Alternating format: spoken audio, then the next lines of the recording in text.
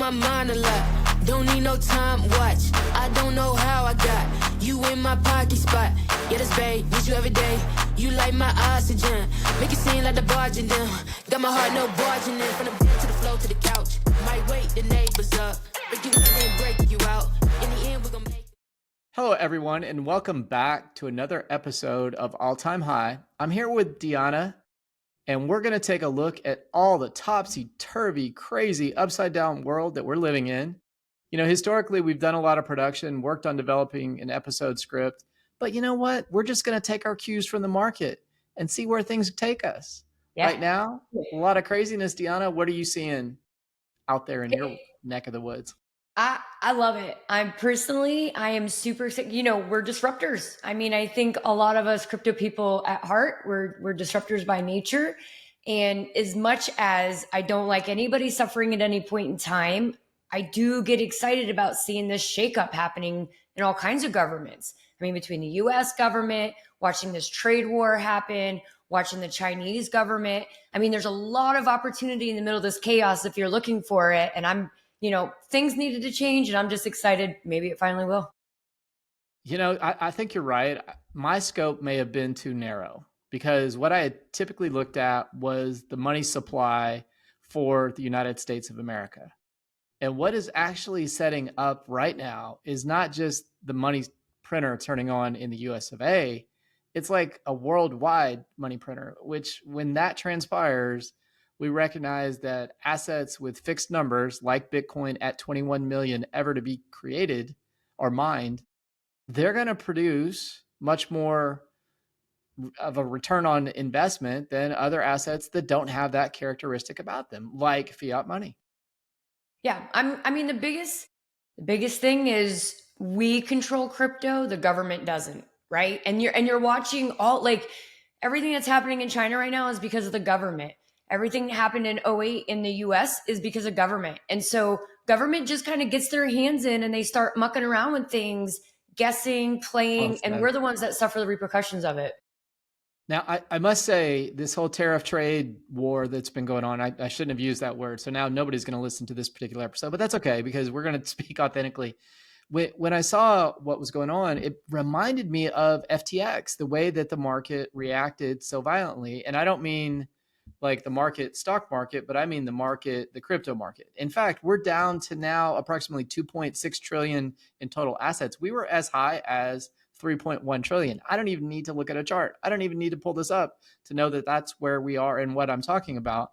But until we reach some point of steady state, I don't see this thing taking off. What are your thoughts on, not financial advice, do your own research, but are you looking at what's going on from an investment perspective as well? Well, up until now, because crypto's always been a speculative market, it's followed traditional trends. So when the stock market went up, crypto went up, right? But this may be the point where you start to kind of see that separation happen a little bit, because let's not forget, crypto is a hedge against the government. We are betting that whatever currency is going to fail. For example, I know I shouldn't have said the C word before, huh? Well, I know. And now we want them to fail. I don't want them to fail, but I get what you're saying. No, we don't want anybody to fail. We don't want anybody to fail. Yeah.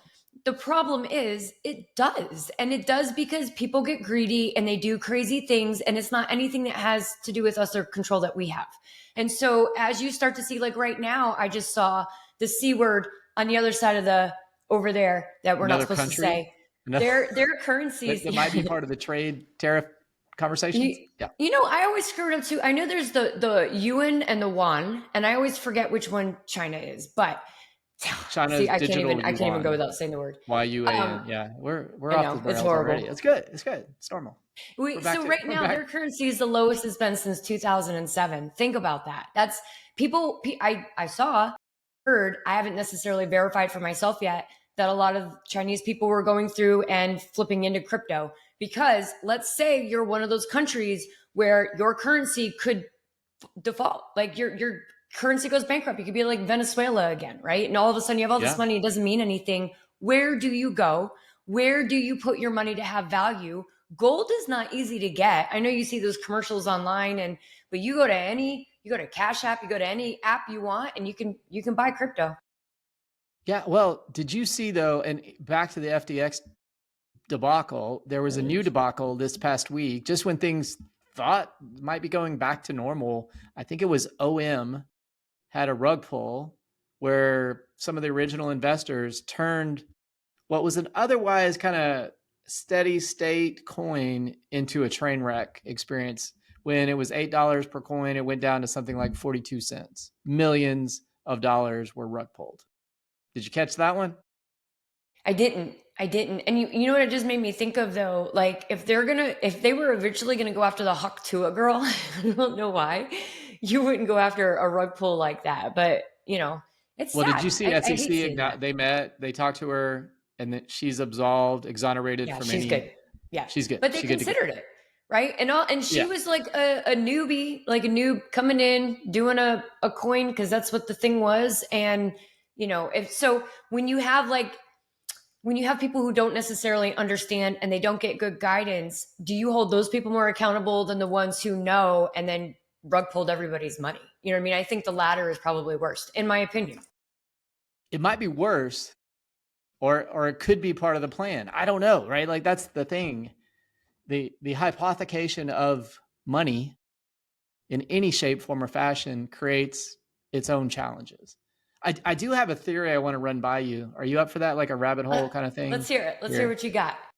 So I know for the last and I need you to help me sort through it. So at any point, interrupt.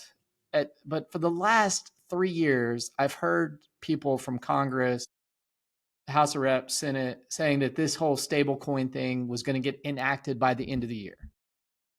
Fair enough? Like in this year, it seems like more true than ever before, even though it was certainly true last year. And I knew without a doubt that it was going to happen 2 years before, right? And part of that is to help the United States retain its position as the world reserve currency.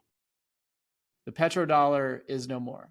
So I think one of the issues, right? The petrodollar is no more. You cool there? Yeah, no, petrodollar is no more. Okay. Agreed. Yeah. Whole nother tangent, but I'm trying to stay out of that one. Yeah. Once they put this legislation together, it's going to have components of it that require audits or verification that these stable assets are backed in some way, form, shape, or fashion. 1-to-1, probably, I would think, but I don't know, or some level of transparency. It'll certainly be discussed. But once that happens, there are two dominoes that are going to fall here that somebody internally within the government operations is slowing down. The first thing that will happen is, yep, you see it, number 4 on your ranking chart, USDT. We all believe or know, or at least I surmise, that if there is some audit process put in place, that Tether might fail. Might. Really? Oh. Really? Yeah. That's interesting. Do you remember back in 2018, where you probably weren't in crypto yet? So this has already happened to Tether once. Not like I am now. Go. Yeah. So in I want to say it was like early 2018, late 2017, Tether they claimed they had 4.4 billion, and they had to have a 1-to-1. And they said they had the money in the bank, but they just couldn't find an auditor that would go on record saying that they verified that they had the money, which is, whether it was a politic thing or something like that. So this has already happened to Tether once, and they made it through. I don't remember the exact way. They didn't, I don't think they got in that much trouble. I do think they flipped leadership since then. But, if you're putting it out there and saying that you are and you should, you have to. This goes to, do you think that the ban on stablecoins, you're saying to preserve the dollar, which then in turn, you think that the dollar would become a stable coin, or a stable coin is the dollar? I know they tried to make that argument that it was. Well, the whole thing is what's the numerator and what's the denominator. And so in crypto, right, Bitcoin's the denominator. In the world, the US dollar is the denominator, right? The thing that you define everything else by. And with the accord that was created with the petrodollar no longer being in existence, that isn't necessarily a guarantee. And you have China, who would love to compete for that right. In fact, Ray Dalio has written a great book about it if you get a chance. It's called Principles of Nations, and about the rise and fall of the status of world reserve currency. And when you lose that status, which the United States seemingly is on the edge of, you are going to find something to replace it. And it could be the digital yuan. It could be arguably Bitcoin. It could be a cryptocurrency of some shared denomination across multiple countries. But where I'm going with this before we get there, because that is the end game, right? That's part of what this trade war is about, is if you audit the stable coins and USDT fails, you better have planned for, because there's a lot of money tied up in Bitcoin there. And I'll be candid, of the $2.6 trillion and I just know this stuff off the top, I don't even have the numbers in front of me, like 63% of all that is Bitcoin. And so if Tether, which is a lot of Bitcoin too, goes down and pulls Bitcoin with it, that sucking sound that you're going to hear is the entire crypto industry going back to the $1.5 trillion space that we were in, before this run up occurred. Yeah. That's what happened in 2018. That's literally what happened. 2017 was the ICO boom, and we hit like an all-time high at that point in December. And then January of 2018, I think that might have been the top, and then it dropped right under that. And that was right during the Tether thing. You know what I mean? So obviously, like it's still such a new industry that anytime you put fear and doubt in people, they're going to retract. They're going to pull it. Tether's a dollar, right? So it's great as far as going back and forth for coins, but the fear of the unknown, people get scared and then they just pull it out. Yeah. And, today I asked somebody, what could I talk about on the episode with you that would make it more interesting to them? And they were like, how about crypto for beginners? And I'm like, yeah, that's probably a different episode. The things we're talking about are a little bit more complicated here and not financial advice. Do your own research, but we're trying to figure out what the numerators, denominators, and the next steps are. Like, what is the strategy to introduce stablecoin legislation? Can you imagine legislation without some kind of operational transparency? We do have our first very pro crypto SEC guy now in there. So Paul Atkins, yeah. I see favorable things coming, but this goes back to, if the US makes a stable coin, if we make the dollar a stable coin, or the stable coin, whatever words you want to interject, you know what we're doing? Yeah.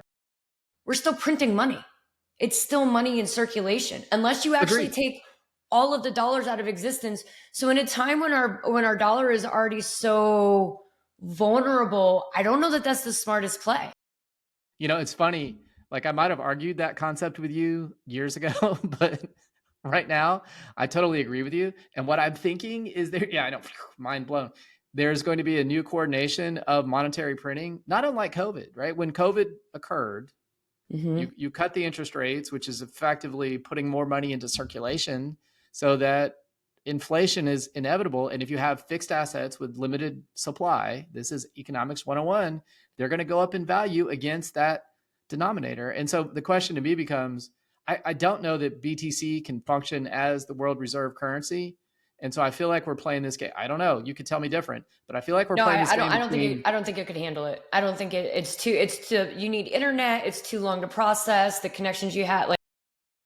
And I've gone through that. I worked with like a toll, roadways tolls, and we were trying to figure out how they could pay. And just logistically, it wasn't even possible. So if I can't pay a toll with crypto, how feasible is that to really be a reserve currency? Yeah. And my take on all this action, like going down right now, the trade war that is going on between China and US, because ostensibly they took every other country out of the mix, put them on pause for 90 days. And then I'm wondering if we're watching political theater or not, because it was like, hey, we told you not to do this. And so they upped the ante. So then we upped the ante. And here's my theory. It's another rabbit hole. Maybe Europe is going to come to the table and say, hey, can't you two big powers get together and get along? Right? Yeah. And maybe Trump is going out, and this is my other theory, and doing this so that he can gain a coalition and say, hey, look how China acts. Look how China behaves. Look how they didn't want to be a player, and you're nowhere near as big as I am. But what if you and me in Europe, right, Germany, Japan, what if we all got together and made a coalition and we negotiated a better deal with China, because they don't respect free trade. They don't respect the things they're doing to maintain other economies, and they are relentless and will do whatever it takes. Yeah. So somewhere in here, either China and the USA are collaborating. Yeah, there's a thumbs up. I don't even know why I got it. Maybe that's it. Maybe that's it. I say no more. Yay. I think it's just drama. It's wild what it does to the stock market. It's wild what it does to crypto. But what's the resolution, Deanna? Where does this thing go from here? Well, what I thought was pretty interesting. I mean, if you look at how, and again, this is all politics aside, right? It's not one side or the other. I mean, we're talking a lot of economics at this point. When you watch the game that Trump is trying to play, I mean, we joke on these Facebook groups and I'm like, he's playing chess and you guys are playing checkers. Like, we think we know what he's doing, but I don't know that we do. I mean, for example, I saw one thing saying that the potential of him crashing the economy was so that he could get interest rates lower, renegotiate our national debt at a lower rate and save us like $4 trillion. Right. And so when you're looking at what they're doing right now.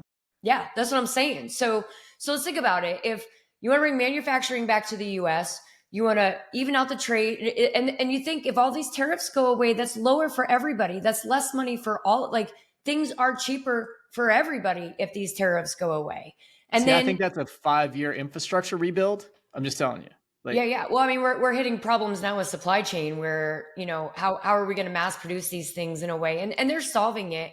But so you bring back production, you even out trade. I'm putting that so far out. I'm saying in the next 3 months, right? They've got to refinance a large amount of money that Janet Yellen put into play. Yeah. And if they can knock interest rates down, they're asking Jerome Powell basically to cut rates. I've seen this episode before. It was in 2017. At that time, Jerome was raising rates and Trump wasn't like what it was doing to Amazon and Facebook and Google and the growth companies because it just knocked the top off of them. Yeah. But it's actually the inverse that's going on now. And and I know that that Jerome Powell stays the course. Of course. I mean, remember when inflation was transitory? Yep. Yeah. And then it was not. And you know what, Deanna, we're going to end this episode right here on that transitory note. We can only hang out for 15 minutes with the Google algorithm, the YouTube algorithm. They want to like the episode. They want to share the episode. If they'd like more, comment. Any other thoughts, Deanna, to close us out? No, not financial advice, but now's a good time to play in crypto. Just saying. Good stuff. We'll see you next time. Bye. You on my mind a lot. Don't need no time watch. I don't know how I got you in my